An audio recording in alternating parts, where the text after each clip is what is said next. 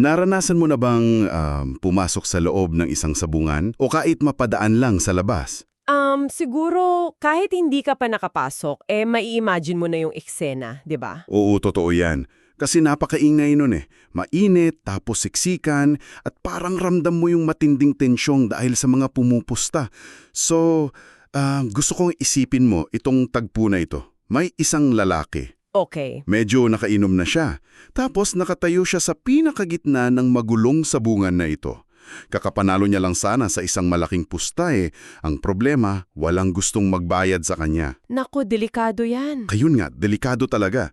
So ang ginawa niya, kumuha siya ng pera para bayaran yung sarili niya. At syempre, biglang nagalit yung mga sugarol sa paligid. Pinaligiran siya tapos kinuyog. Parang muntik na siyang pag-ulpihan doon, ha? Oo, muntik na talaga. Pero sa gitna ng matinding kalituhan at sigawan, bigla daw siyang nakarinig ng isang boses. Isang napakalinaw na boses mula sa itaas na nagbabala sa kanya. Wow, sa loob ng sabungan? Oo, sa misming loob. Tapos sa kabila ng pagkalasing at takot, isinigaw niya yung mensaheng narinig niya doon sa mga taong galit na galit. At alam mo kung anong nangyari? Ano? Umatras sila. Eksakto, umatras yung mga tao, parang mga napako sa kinakatayuan nila. Grabe. Isang napakadramatikong tagpo niya na. Walang pisikal na panlaban, tapos salita lang pero biglang tumigil yung gulo sa isang lugar na kilala sa pagiging marahas? Totoo yan. At yan mismo ang perpektong panimula para sa masusing pagsusuri natin ngayon. So, kumusta? At maraming salamat sa pagsama mo sa talakayang ito. Para sa iyo na nakikinig, ang sources natin ngayon hindi mga lumang libro mula sa kumbento. O mga sinaunang teksto na inukit sa bato? Tama. Ang ginagamit natin mga Facebook posts at isang napakahaba at detalyadong transcript ng isang Zoom meeting. At ito ay mula pa noong Enero 2026. Oo.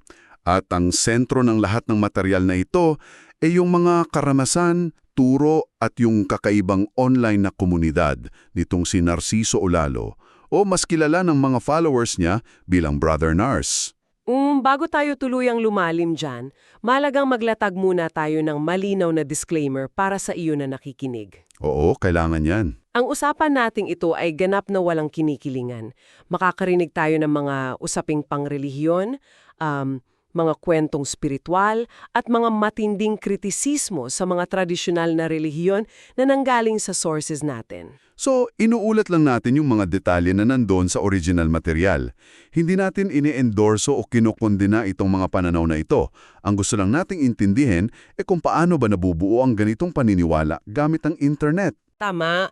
Kumbaga sinusuri natin yung isang napaka-interesting na online phenomenon. Okay, so let's unpack this. Isipin mo na lang nanonood ka ng pelikula kung saan yung bida may direktang linya sa itaas. Pero yung setting, Hindi siya sa simbahan. ayon, hindi sa sagradong templo, kundi sa gitna ng ingay ng sabungan at sa madidilim na kalsada ng Pilipinas. Nakakaintriga, di ba? So, para maintindihan ito, himayin natin yung mga specific na pakakataon kung saan sinasabi niyang kinakausap siya ng Diyos. Dalawang insidente yan mula sa Facebook posts niya noong Enero 15, 2026, di ba? Yung una, itong kinuwento ko kanina sa sabungan. Ayon sa post niya, sabi daw ng Diyos sa kanya, mag-ingat ka sa sabungan, nandito ang nagkakalat ang masasamang tao. Tapos sinabi rin na, sabihin mo sa kanila, manigas sila sa kinatatayuan nila. At dahil dyan, nakaligtas siya? Tapos may pangalawang incident pa. Parehong araw yan ha. Naglalakad daw siya sa gabi, madilim, tapos walang masakyan. Mahirap yan, lalo na paggabi. Oo, tapos may dumaan na tricycle na puno na. Naisip niyang sanang tawagin yung isang kakilala niyang pinangalanan niyang MJ. Tapos biglang lumitaw yung maraming kabataan sa madilim na kalsada. Mga tambay siguro. Parang ganun. Tapos nagbabala ulit yung Diyos sa kanya. Sabi daw mag-ingat ka sa kanila, mga durugista, magnanakaw, snatcher, holdepper at mamatay tao. Wow, ang bigat ng mga binanggit na yon, ha? I mean, here's where it gets really interesting. Parang siya yung modern-day Noah. Pero imbes na baha ang paparating, ang kalaban niya mga tambay at sindikato. Pero teka, Bakit kaya sa mga ganitong napaka-ordinaryo at magulong lugar, pinipili ng mensahe na magpakita? Actually, yun yung nakakamangha rito eh. Ginagamit niya yung mga pang-araw-araw na peligro bilang patunay na kailangan mo ng banal na tagapagligtas. So yung mga ordinaryong takot natin. Oo, mga sugarol sa sabungan, mga tambay sa dilim, pinapakita niya na ang mundo ay punong-puno ng kasamaan sa bawat kanto, kaya kailangan ng direktang babala from above para makaligtas ka. So parang real-time yung divine intervention. Eksakto. Pero wait, yung tungkol sa sabungan, dun sa transcript ng Zoom meeting, napansin ko na nagbigay pa siya ng sobrang detalyadong kwento tungkol sa mga pandaraya doon eh. Yung tsupi o yung sindikato sa loob ng sabungan. Oo, yung ga. In-explain niya kung paano daw nandadaya itong mga sindikato. Paano daw yung modus? So ang gagawin daw ng sindikato, ibababad nila sa tubig yung isang napakagaling at malakas na manok buong magdamag. Magdamag na nakababad, mababasa yun ng husto. Oo. Tapos kinabukasan ibo-blower nila para matuyo. So pag tiningnan mo, parang napakaganda ng balahibo at tindig na tindig. Mukhang panalo na agad Yun ang akala ng iba. Pero dahil nga nababad sa tubig buong gabi, mahina na pala itong pumapalo. So ang mangyayari, tataya yung sindikato doon sa kalaban. Tama. Tataya sila dun sa kalaban na manok, na pangit ang itsura pero in condition pala at malakas pumalo. Siyempre, yung mga ordinaryong sugarol, pupusta sila ng malaki dun sa magandang manok na binower. Tapos matatalo yung magandang manok. At yung pera ng mga inosenteng pumusta, mapupunta diretso sa sindikato. Tapos dinagdag pa niya na marami daw doon pumupusta ng walang pera, tapos tumatakbo kaya nagkakabarilan. What's fascinating here is, hindi lang niya simpleng tinutulig sa yung sugal. Hindi lang bawal magsugal Gumagamit siya ng napaka-specific na kaalaman from the underworld. Parang pinapatunayan niya sa mga followers niya na nakikita niya yung mga panlinlang na hindi nakikita ng ordinaryong tao. So parang naging basehan niya yon na ang tao ang tunay na demonyo sa lupa. Eksakto. Kung isipin natin, parang magic trick ito na ine-expose niya. 'Di ba? Pinapakita niya yung pandaraya sa likod ng kortina. At bilang tagasunod na nakikinig sa Zoom, mas maniniwala ka sa kanya kasi alam niya itong mga insider secrets. Oo, mapapabilib ka eh. At dyan na tayo papasok sa mas wild na part ng transcript. Kasi mula sa pag-expose ng kasamaan, lilipat tayo sa mga claims niya ng kapangyarihan. Yung astral healing at yung nakakakita daw siya ng hinaharap gamit ang power of mind. Okay, wait lang Pakinggan mo itong kaso ng isang pasyente niya 4 na taon daw na mukhang buntis yung babae dahil malaki ang tiyan. Pero walang baby sa ultrasound. So, anong ginawa ni Brother Nars? Sa pamamagitan daw ng astral healing, nagpunta yung espiritu niya at kasama pa daw niya si Jesus Christ sa panaginip ng pasyente para operahan ito. Wait, seryoso? Kasama si Jesus Christ sa panaginip para mag-opera? Oo, at may nakuha daw sila sa loob ng tiyan. Hulaan mo kung ano. Tumor. Hindi, mga sapay o abalone. Abalone, yung shellfish. Paano napunta yun doon? Ayon, inilagay daw ng isang taong lupa kasi yung pasyente pala mahilig manguha ng sapay sa likod ng sementeryo. At ang claim niya, lumiit na daw yung tiyan ng babae kinabukasan matapos yung panaginip na yun. Wow. Parang pinaghalo yung pelikulang Inception at saka yung mga klasikong kwentong bayan natin. Sa tingin mo ba, ito yung dahilan kung bakit napakalakas ng kapit ng mga tao sa kanya? Kasi parang konektado sa kultura natin? If we connect this to the bigger picture, oo, ganyan nga. Ito yung tinatawag na syncretism. Pinaghahalo niya yung traditional na paniniwalang Pilipino tulad ng taong lupa at sumpa mula sa kalikasan. Tapos hinahaluan niya ng modern situations. Tama. Tapos binibigay niya ng solusyon gamit si Jesus Christ. Nakikita niya yung nangyayari kahit sa astral plane, kaya napakalaking bigat nito sa authority niya. Kung hindi ka maniniwala, parang may physical na epekto sa'yo.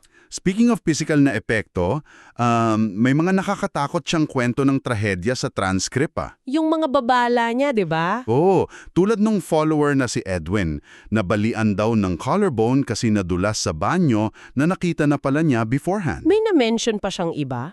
Meron pa yung pagkamatay ng isang nagngangalang Yoyong, nakita raw muna si Brother Nars ng mga bangaw na umiikot sa loob ng bahay bago namatay. Mga senyales, kumbaga. Arapos yun kapatid at ina ni Miss Kay, tinamaan daw ng COVID.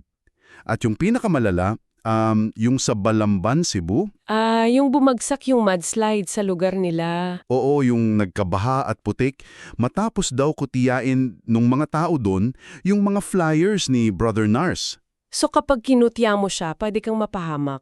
Ayun nga, parang ginagamit niya yung mga aksidente at kalamidad para patunayan yung power niya. Ito yung paggamit ng takot para makuha ang loyalty ng mga tao. Nagiging absoluto yung posisyon niya. Ngayon, ang next logical question is, kung nagpapagaling siya at nagpuprotekta, ano yung hinihingin niyang kapalit? Dito ako medyo na mind blown eh. Kasi ang policy niya ay paniniwalang walang kapalit. Paanong walang kapalit? Ayaw niya daw na lumalapit lang yung tao dahil may kailangan sila. Actually, minsan, pinaghihintay niya ng 2 hanggang 3 buwan yung mga nagpapagamot sa kanya. 2 hanggang 3 buwan? Paano kung may sakit ka na kailangan ng agarang lunas? Wala daw. Habang naghihintay, ang pinapagawa niya lang, panoorin yung mga videos niya at basahin yung mga posts niya doon muna bago niya tulungan.